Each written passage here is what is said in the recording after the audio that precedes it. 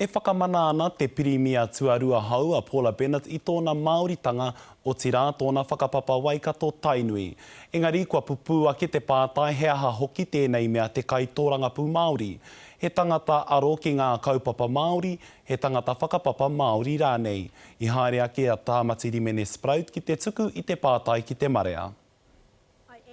I am incredibly proud of my Māori heritage and where I come from. E whakatairanga nei I tōna toto Tainui ki te motu. Ka motu he whakaheke nōna I ngō tātou whānau. I noho mai ki runga o Tangirau, te tehi o ngā marae tawhito o te iwi o Waikato. Engari ai rā nei he Māori ake nei te Premier tuarua hou. But I also grew up in a household that didn't speak Māori and that was kind of focused on being a New Zealander, so I can't pretend to be someone I'm not. Kaore nei pia he kaitōrangapū Māori, nā te mea ko tā rātou, ko tā te kaitōrangapū mahi, he āta whiriwhiri I te painga, I ngā tū āhuatanga, kei mua tonu kei te aroaro o te hunga Pōti Mou. No reira I puta ake te pātai, he ha tēnei mea te kaitōrangapū Māori. He tangata e aro ana ki ngā take Māori, he tangata whakapapa Māori rānei.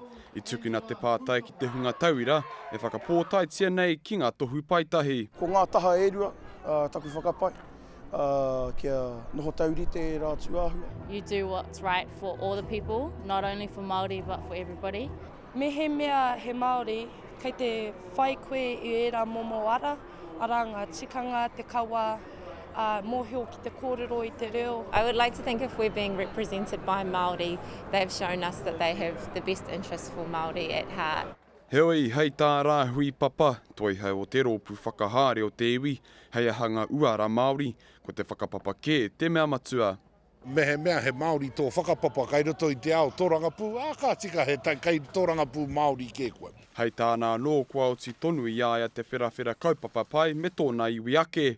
Nāna te mokopuna ora I tāti maira I te taha o Waikato Tainui e 5 tau ki muri nei.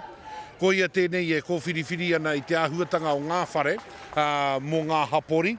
Ka mutu nāna e tehi tautoko ki a te poea ki a manurewa. Nā e hare tonu nei e te o I rā kaupapa.